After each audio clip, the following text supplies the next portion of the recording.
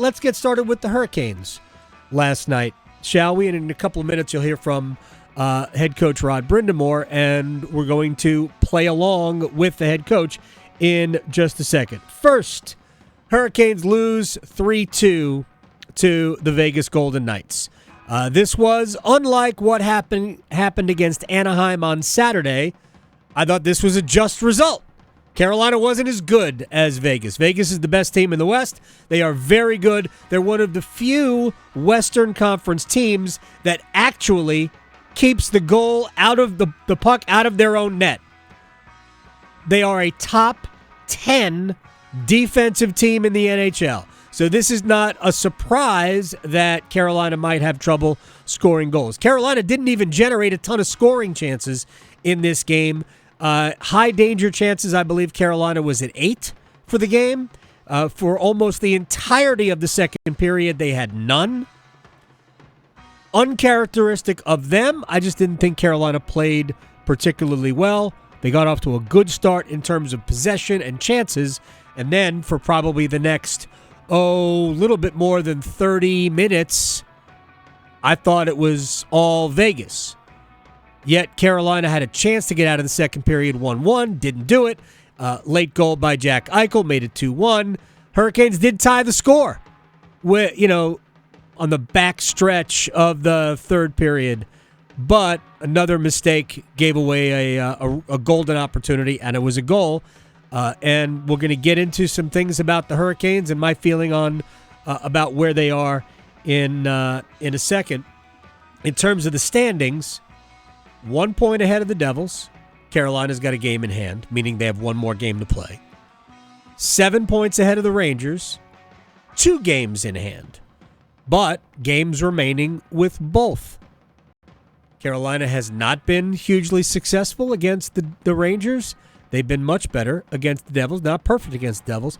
But again, keep in mind, the Rangers have added 2 significant pieces to their lineup. Patrick Kane and Vladimir Tarasenko. Tarasenko had 3 points last night, including the game-winning goal in overtime. The Devils added Timo Meier and didn't really lose anything of significance of this year's team. Devils got better. Rangers got better.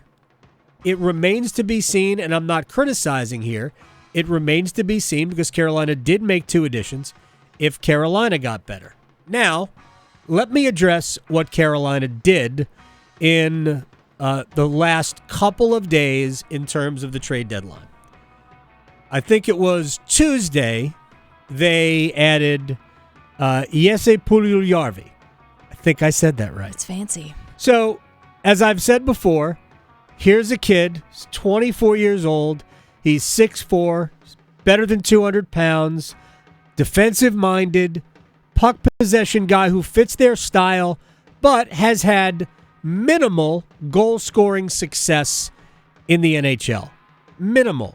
In fact, after a couple of years of having no success, he went back to Finland to play. No kidding. He went back to Finland to play. He returned and had some success. 14 goals, 15 goals. Not bad, not awful, but not necessarily 4th overall pick in the draft quality. And Edmonton was kind of done. He was never going to meet their standards. They're trying to win too, and they were trying to get some cap space, and Carolina provided them with the cap space. Carolina traded them a mid at best level prospect who is still playing in Finland, who's not coming over. And they took Puljujärvi and his $3 million salary, and they're going to kick the tires on that. And again, he's a big body, played with Sebastian Aho in the World Juniors in 2016. Finland won the gold medal there. So there is familiarity and there is a history of success, at least playing with Aho. Is he going to play with Aho here? I doubt it.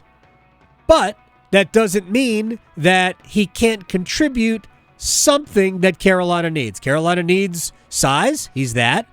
Carolina needs, well, he's a good defender, right? And Carolina needs more guys who can create offense. And even if he doesn't score, his history says that he is good in puck possession. Again, it kind of fits the data-driven mindset of the Hurricanes. Do I think the deal moves the needle for Carolina? No, I don't. And to me, this is more about next year, even though he needs to be signed to a contract, and maybe the year after, than I think it's about this year. Could I be wrong? Yeah, I could be wrong. But we will find out eventually. We'll either find out that they were right about him or that they weren't, and he won't be an impact player. The other move they made is a little bit more easy to digest. Shayne Gostisbehere, who about 5 years ago with the Philadelphia Flyers, coming off a 60-point season. He was awesome. He got a big contract for the time with Philadelphia. It was multi-year. I think it was 5 years, $4.5 million a year as a young guy. And power play specialist, at 33 power play points that 1 year. But it went the other way almost immediately after signing that contract. Flyers had given up on him. They dumped him and his salary in Arizona. And Carolina got him from Arizona for a third-round pick 3 years from now. Was it 4 years? 4 drafts from now. It's in the 26th draft. It's not even in the 23 draft, 24 draft, 20. It's 4 drafts from now. So they gave up nothing for Shayne Gostisbehere. But he's a power play guy. Carolina needs help in the power play. So this is a pretty good deal in terms of what they sent out and what the potential return is. I've said this before about Carolina's power play. If they can get their power play operating at about 22% in the postseason, that will be okay as long as they are not getting abused by the other team's power play. You don't have to win the special teams battle, but you can't lose it.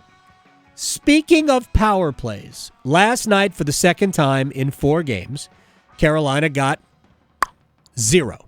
0 power plays.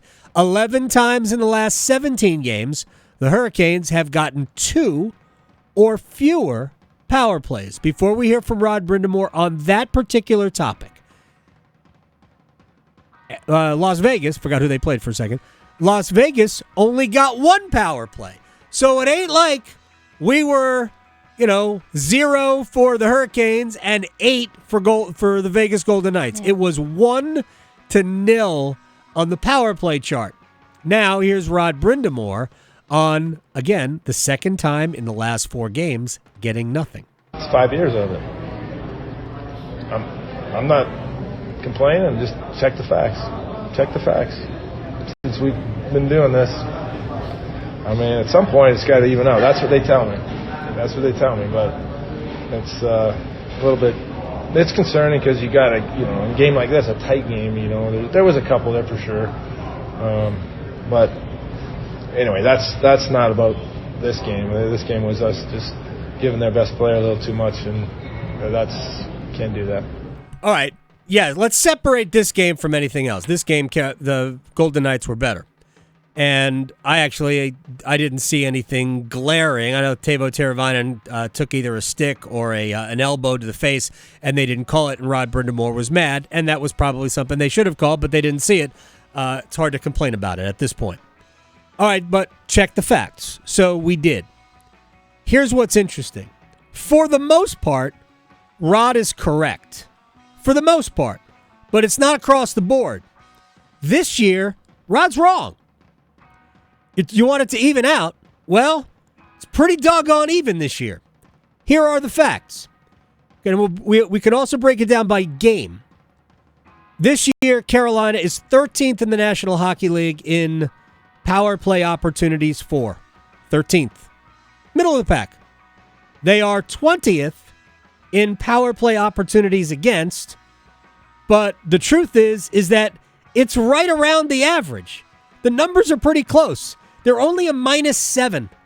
Now, maybe that number should be higher because Carolina's the better team. I don't know, but they're only a -7. It's pretty even. 7 out of a 59-game season so far. Not bad. The average number of power plays drawn or awarded is 189 this year in the NHL. Carolina's received 191, a little bit more than the average. They have conceded 198. Obviously, that's also more than the average, but I think I'll call that even. I'll call that a wash, right? Broken down by game this year, how about this? And it's more glaring over the last stretch. Again, 11 out of the last 17 games, 2 or fewer power plays. So Carolina has played 59 games. In 22 of those games, they have gotten fewer power plays than the other team. 22 of the 59. In 15 of those games, they have gotten the same number of power plays as the other team. And in 22 of those games, they have gotten more power plays than the other team. So in other words, on a game-by-game basis, it's dead even. Yeah. I know how perception is, right? I get it. But this year, the facts don't really back him up. However, in past years, they do. Last year, Carolina won the Metropolitan Division. They had the third best record in the NHL. They were minus 44 last year in power play opportunities. Minus 44. They received the 20th most. They conceded the second most in the league. That is a terrible breakdown. And last year definitely feeds into the narrative that Carolina got the short end of the officiating. Average number of power plays per team last year was 287. Carolina received 232. I'm sorry, it was 237. Carolina received 232. So just below average. But they conceded 276, way above the average. Almost a half a penalty power play per game more. Almost, right? 2021, they were minus 12 as well. Again, another division-winning team. They were minus 12. The year before, the year that was shortened by the pandemic and ultimately finished in the bubble, they were minus 37. The facts this year do not back Rod Brind'Amour up. But for the most part, in the 3 previous, they do. If we take it on a whole, I would say we still have some ways to go to even out. But in a given season, I kind of call this year pretty even. In 2019, the first year they made the playoffs, the upstart Carolina Hurricanes, they were plus 8. That was the year Carolina got more power plays, not by a lot. I would say I would just call that even over an 82-game schedule. But for the most part, Rod Brind'Amour is correct, just not in this calendar year. And here's one more thing about last night. Carolina at 5-on-5, best team in the league in terms of generating shots and chances and limiting shots and chances. Best team in the league, not even close. So last night should have played into their advantage, and they lost anyway. So, kind of, as somebody who is paid to look at this and be as objective as possible, I think last night, and Rod admitted this anyway, last night they didn't play well. Last night was a game that they should have had in their back pocket, the way it was played.